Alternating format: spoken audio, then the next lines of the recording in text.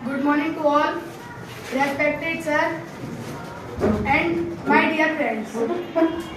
First of all, I would like to thank my mathematics sir because who gave me a opportunity to represent my presentation in the front of you all. Today my topic is धन घनाभ तथा लंबवृत्तीय बेलन का पृष्ठीय क्षेत्रफल एवं आयतन। आज मैं आपको इस टॉपिक में घन घनाभ तथा बेलन के जो सूत्र हैं वो कैसे आए ये बताऊंगा। क्योंकि क्या होता है, जो हम जब अपने पढ़ाई करते हैं तो कुछ बच्चे होते हैं वो इस सूत्रों को रट लेते हैं और आगे जाके वो भूल जाते हैं। तो हमें ये पता होना चाहिए कि ये सूत्र आए कैसे, ये कहाँ से बने, और जब हम ये सीख जाएंगे तो हम इसे लाइफ टाइम कभी नहीं भूलेंगे। तो आज मैं आपको बस यही बताऊंगा। सबसे पहले आता है हमारा, हम पहले घनाभ की बात करते हैं। घनाभ एक छह आयतों से बनी ठोस आकृति को हम घनाभ कहते हैं।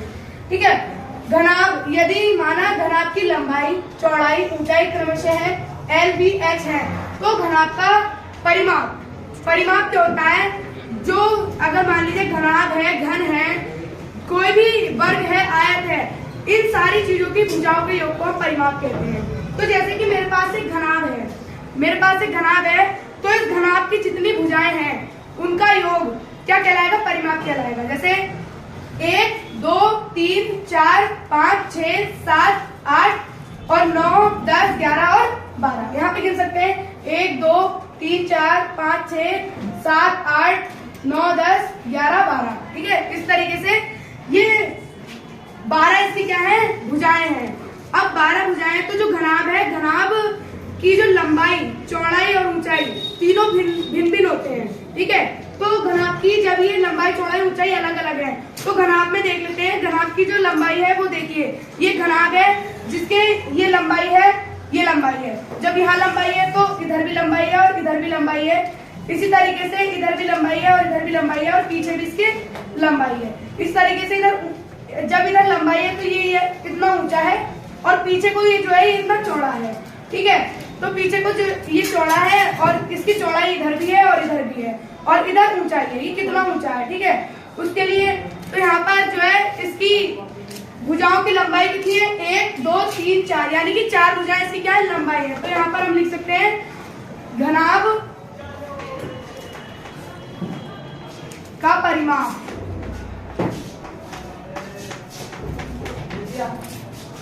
बराबर कितनी? इसकी 4 लंबाई देखी हमने, 1, 2, 3 और 4। इसी तरह 4L लंबाई को हम L से दिखाएंगे। इसके बाद हमारा आता है चौड़ाई देखिए, ये पीछे को कितना चौड़ा है, ये इसकी चौड़ाई कहलाएगी। तो देखिए इसकी 1, 2, 3, 4, ये जो भुजाएं हैं, ये चारों भुजाएं क्या है? ये इसकी चौड़ाई बता रही है। तो इसलिए हम यहाँ पर भी लिख लेंगे 4B प्लस इधर यहाँ पर ये जो है इसकी ऊंचाई है, ये घनाभ ऊंचाई दिखा रही है, ये क्या है? इसकी H है। तो यहाँ पर ये 1, 2, 3, 4, ये इसकी 4 ऊंचाई मतलब H है। तो यहाँ पर हम लिख सकते हैं इसकी 4H। अब ये तीनों चीजों में से हम 4 कॉमन लेंगे तो ये बन जाएगा 4L plus B plus H। तो यही हमारे घनाभ का परिमाप होता है। इसके बाद आता है हमारे घनाभ का पृष्ठीय क्षेत्रफल।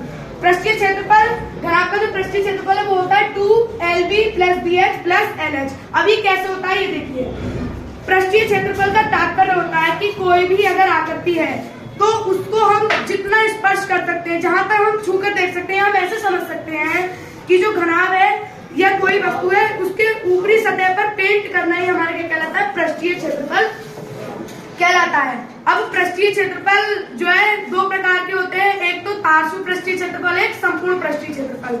संपूर्ण पृष्ठीय क्षेत्रफल में हम पूरे घनाभ या पूरी आकृति की क्या करते हैं? उस पर पेंट अगर मान लीजिए हम पेंट कर रहे हैं तो उस पूरी आकृति पर पेंट करेंगे। ठीक है, और पार्श्व पृष्ठीय क्षेत्रफल में क्या करेंगे? हम केवल चारों दीवारों का क्षेत्रफल, जैसे मान लीजिए कोई कमरा है तो उसकी चारों दीवारों को अगर हमें क्षेत्रफल ज्ञात करना है तो वो हमारा पार्श्व पृष्ठीय क्षेत्रफल होगा। और यदि हमें पूरे कमरे का ऊपर और नीचे और पूरी चारों दीवारों का क्षेत्रफल निकालेंगे तो वो हमारा संपूर्ण पृष्ठीय क्षेत्रफल होगा। तो हम लिख सकते हैं कि घनाभ का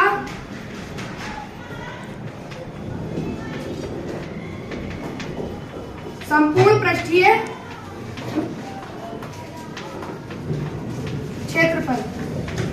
ठीक है। अब घनाभ का संपूर्ण पृष्ठीय क्षेत्रफल क्या है? पृष्ठीय क्षेत्रफल संपूर्ण पृष्ठीय यानी कि हम पूरे पे क्या करेंगे, इस पे पेंट करेंगे, ठीक है। तो इसे निकालने के लिए हमारे पास एक घनाभ है, ठीक है, और यहाँ पर इसकी लंबाई है, ये भी लंबाई है, ये ऊंचाई है, ये ऊंचाई है, और इसकी क्या है, ये 6 तरफ से क्या है, आयत है इसमें, और 6 आयतों से मिलकर ये घनाभ बना हुआ। तो लंबाई है, ऊंचाई है, और ये पीछे क्या है, इसकी चौड़ाई है और ये ऊंचाई है। इधर भी देखें तो लंबाई और चौड़ाई है। तो टोटल हमारे पास क्या है, दो तो लंबाई और ऊंचाई है। कैसे? क्योंकि एल एच और पीछे भी एल और एच, क्योंकि आगे पीछे से समान है। अब इधर भी हमारे पास ऊंचाई और चौड़ाई है, और इधर भी है क्योंकि इधर और इधर भी समान है, ऐसे ऊपर और नीचे। तो सबसे पहले हम लिखेंगे कि यहाँ पर क्या है, हमारे पास 2 तो लंबाई और ऊंचाई है, और 2 लंबाई चौड़ाई है, और 2 क्या है हमारे पास, लंबाई और चौड़ाई है, ठीक है। इसके बाद हम यहाँ पर करेंगे, तो हम यहाँ डायरेक्ट लिख देते हैं 2L और B है हमारे पास, लंबाई और चौड़ाई, और 2 हमारे पास 2B और H है, यानी कि चौड़ाई और ऊंचाई भी तो है, क्योंकि यहाँ पर चौड़ाई है और ऊंचाई है। अब यहाँ पर हम लिखेंगे 2HL या LH, क्योंकि हमारे पास ये ऊंचाई और लंबाई है। तो ये आगे है और पीछे, इस तरीके से ये 2 है, ठीक है। अब हम इस पूरे उसमें से क्या कर लेंगे, 2 क्या करेंगे, कॉमन ले लेंगे। तो कॉमन लेने के बाद हमारा बनेगा 2LB + BH + HL, ये हमारे